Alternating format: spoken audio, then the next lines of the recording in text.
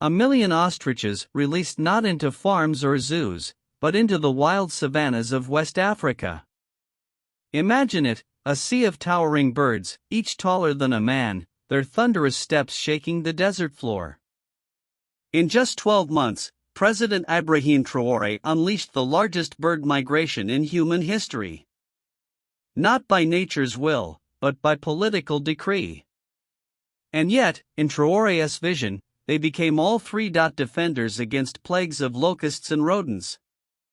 Guardians of farmlands, protectors of crops.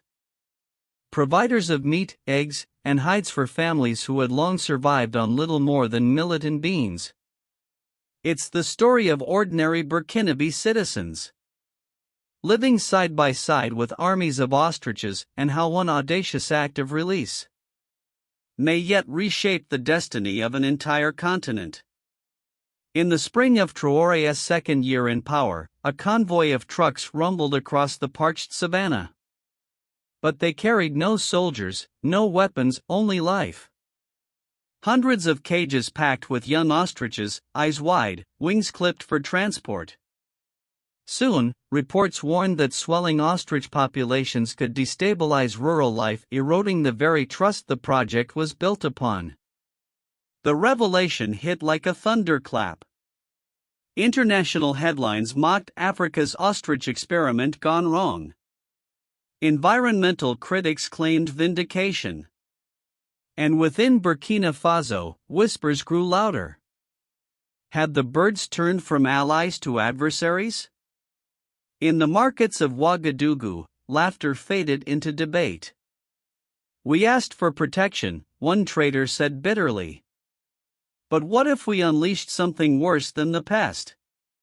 Elders echoed ancestral warnings. When man seeks to master nature with arrogance, nature always answers back. The nation now faced its most dangerous question yet. Had Traoré's million-strong ostrich army crossed the line from miracle to menace? And just as fear peaked, the government revealed what no one expected. President Ibrahim Traoré took to national television. Not to retreat, but to announce Phase 2. He called it Lyra de Lotus, the Circle of Ostriches.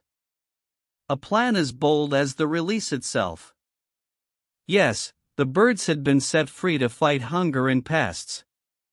But they were never meant to run wild forever. From the beginning, the design was cyclical. Release, growth, harvest, and renewal.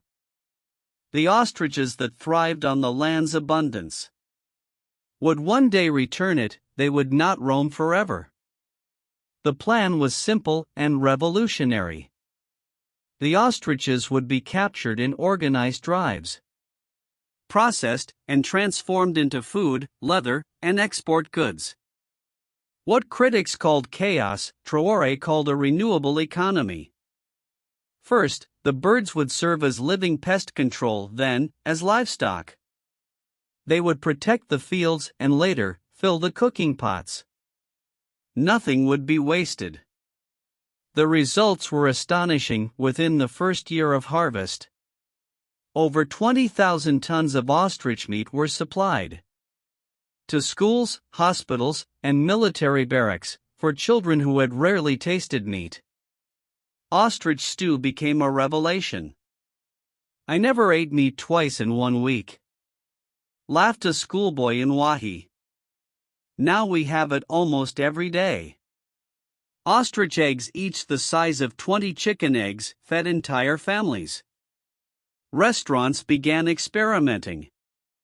Omelets the size of frying pans, steaks larger than dinner plates. Fear was giving way to abundance, then came the leather. Ostrich hides, prized for their strength and texture, appeared in local workshops. Artisans crafted belts, shoes, and handbags. Exports followed, and by the second year, Burkina Faso announced more than $50 million in ostrich-related revenue. A program once mocked as madness was now fueling a national economy. This is sovereignty, declared one farmer. We feed ourselves, sell to others, and depend on no one. For Traoré's government, the Circle of Ostriches had become more than policy. It was proof that Burkina Faso could define its own destiny. But as profits soared, so did the backlash. Europe struck back. Environmental NGOs condemned the mass harvesting as cruel and reckless. Turning wild ostriches into industrial livestock, one report claimed, is not innovation, it is exploitation. Western health officials warned of possible diseases spreading through large processing centers. Critics predicted collapse, that the great ostrich boom would end in empty fields and silence. But Traoré's administration countered with data. Veterinary inspections found no major health risks. Population models showed stability. For every 100 birds harvested, dozens more hatched in the wild. The Ministry of Agriculture even invited observers to witness the process. Few came. For ordinary Burkinabe, the debates in Brussels or Paris meant little. What mattered was food. In Benora, a mother of 4 lifted an ostrich egg with pride. Before, I could only give my children beans, she said. Now they eat well. They smile. They are strong. Still, unease lingered. Some herders feared the birds would never be truly tamed. Local environmentalists warned that the export drive might repeat Africa's oldest tragedy, turning abundance into exhaustion. Yet the symbolism of the circle was undeniable. Traoré cast it not only as a fight against hunger, but against dependency itself.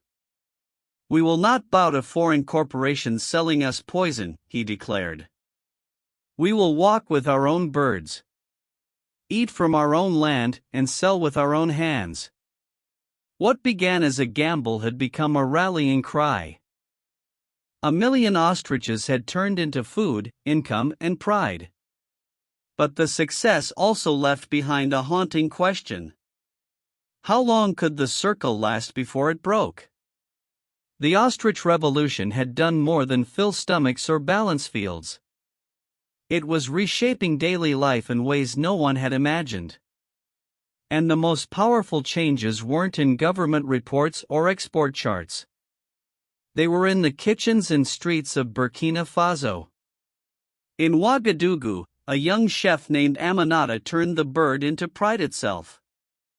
Her tiny restaurant, once known for millet stew and goat skewers, became a sensation after she unveiled a new dish, Traoré's ostrich steak.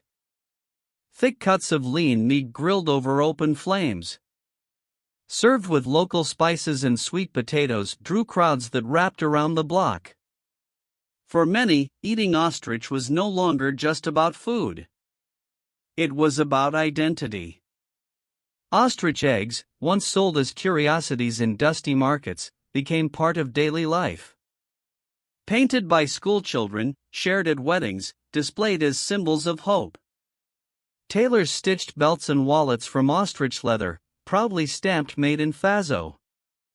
Musicians sang with humor and pride, the ostrich runs fast, and so do we. Then came the revelation that stunned the world. In its second full year, the Circle of Ostriches generated over $120 million in exports. Meat fed neighboring nations, leather reached fashion houses in Asia. And even feathers, once discarded, found value in design industries. What began as pest control had become an economic revolution. For Burkina Faso, long dependent on gold and foreign aid, it was nothing short of rebirth. Farmers formed cooperatives, markets thrived, and for the first time, the Sahel's barren sands felt alive again. I used to think my land was empty, said one farmer from the south.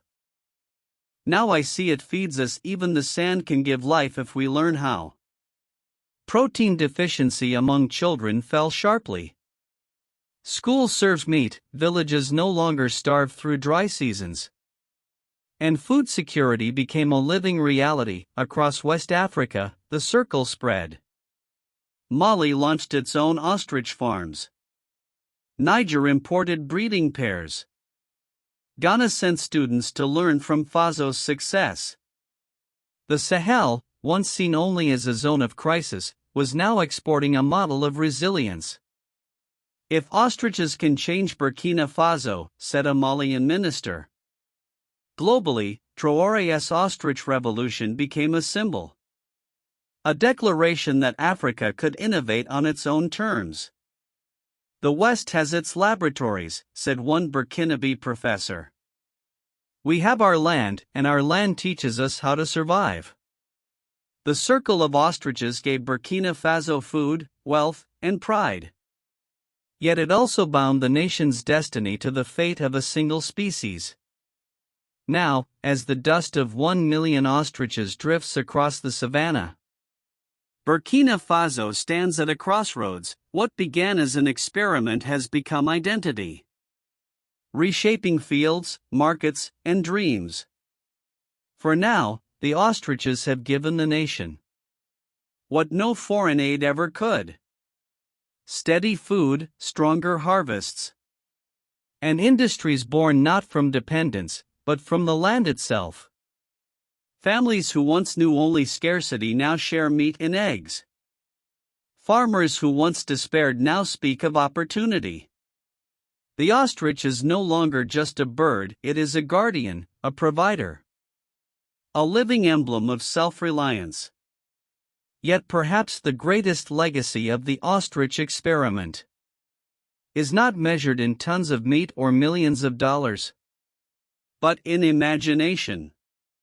For decades, Africa's story was written in the language of dependency. Imported fertilizers, borrowed technologies, and fleeting aid. The ostriches broke that script. They proved that solutions can be homegrown, rooted in the land, shaped by the people themselves. History remembers those who dared to trust their own soil. America had its victory gardens. Japan rebuilt on rice.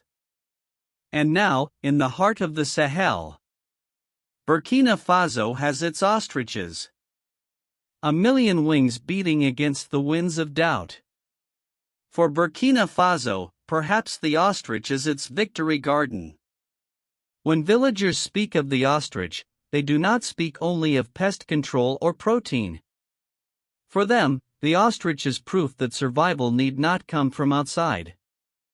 Once ostriches reach maturity and meet the standards for harvesting, the processing phase begins. They are typically processed using a closed-loop system in factories or through small-scale processing at local facilities.